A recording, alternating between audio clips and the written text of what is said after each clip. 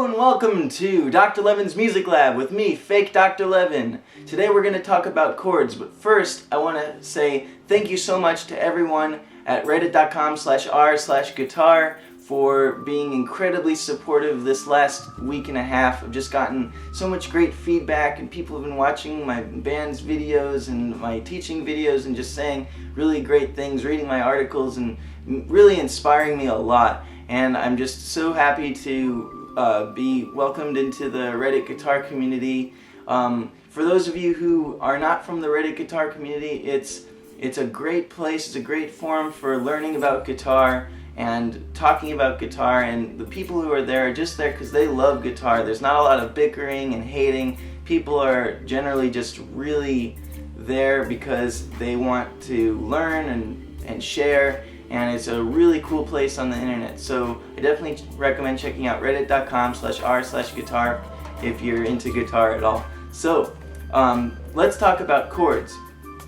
So I want to talk about a type of chord voicing called drop 2. These voicings are designed to be easy to play on guitar and fit in your fingers nicely, and they sound awesome. Here's an example. This is A minor 7 as a drop 2 voicing.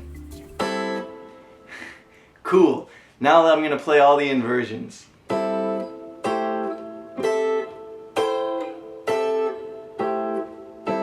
that's A minor 7, here's major 7, then I'll do dominant 7, then I'll do minor 7 flat 5.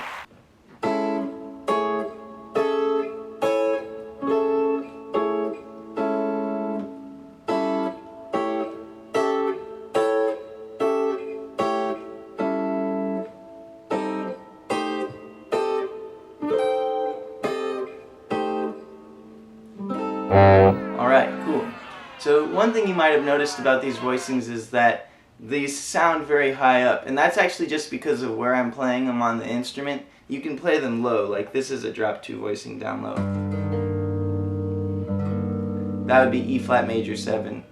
It sounds beautiful, and so anyway, when you play the voicings high up, it makes it less likely that you're going to clash with bass players. So if you're playing in a rock trio or a jazz trio or any kind of trio and you got a bass player, they're often going to be playing low notes like the root and the 5th and the 3rd, and that way if a bass player is playing a low A, if you play this A minor 7 voicing, it won't clash with the A, so you'll clearly hear the bass and you'll clearly hear the guitar, and it's just this really nice cohesive environment. Sometimes you're going to want a lot of low end, and that's when these kinds of voicings that are more common come in, where they have the power chord on the bottom, the perfect 5th. You have this kind of an A minor 7 and then a bass player playing at the same time. That's going to sound really low, and it's cool for when you want that really heavy low end, but sometimes you just want something that's like light and glistening. So a drop 2 and then the bass player plays this note. It's just a really clear distinction between your chord and the bass player's playing. And this also brings up a really cool thing to keep in mind when you're arranging your guitar parts around whatever other instruments are in your band. You want to avoid clashing sometimes. Sometimes you want clashing, just because there's a lot of music that has a lot of overlapping for heaviness and all kinds of dissonance. But so often you're going to want your part to stand out and be really distinct and separate from whatever else is going on. So you're going to benefit from having a good knowledge of high sounding voicings that go well with other instruments. So if you play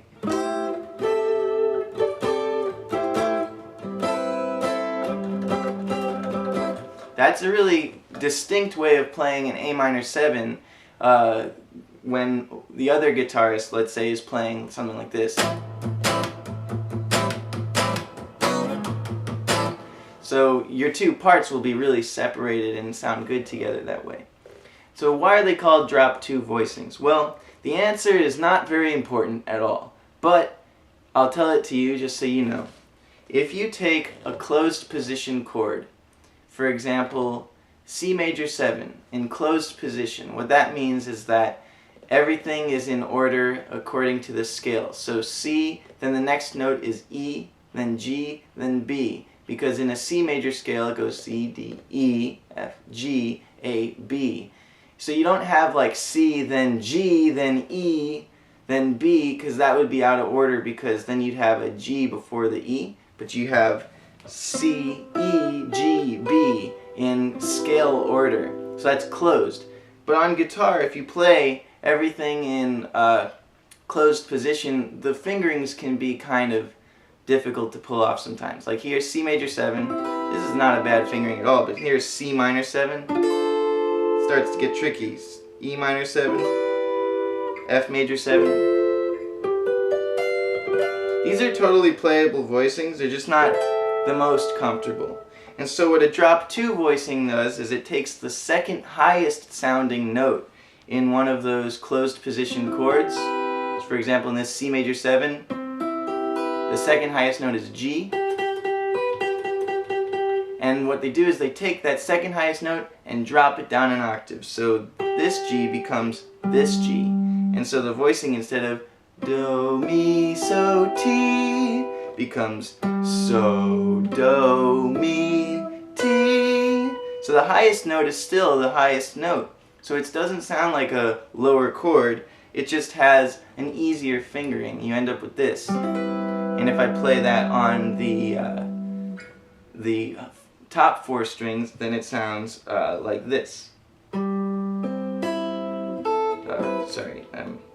Yeah, like this, and that would be C major 7 as a drop 2.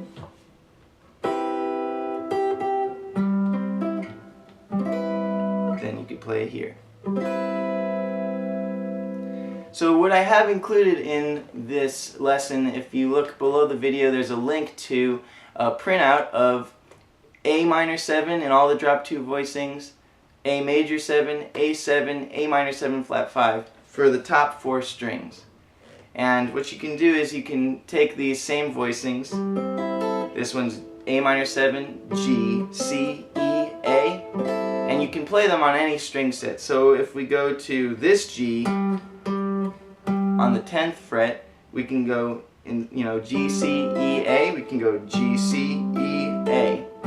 So you can play them on any string set, but I wrote out the top 4 strings for you just to get you started. And I think I'm going to have a part 2 to this lesson where I talk about cool ways to use these chords. But they're just great sounding chords. They're great when you're arranging for 2 guitar players so that you have different ways of voicing the chords that complement each other. For example, if you have one guitar player play A minor 7 right here, and then you have another one play it in, let's say, second inversion, they sound really good on top of each other, and each guitarist gets to play his own distinct part, or her own distinct part. So, next week I'm going to be showing you some more stuff about this. Then I'm going on tour for a month, and I'm going to have videos about going on tour and learning ways to plan a good tour, play well on tour, how to manage all the crazy stuff that happens on tour, and hopefully I'll have some funny stories to share. But thank you to everyone again on Reddit, and thank you to everyone who's been supporting these videos from the start. I love making them, and I hope you enjoyed this one. See you next time. See you next time.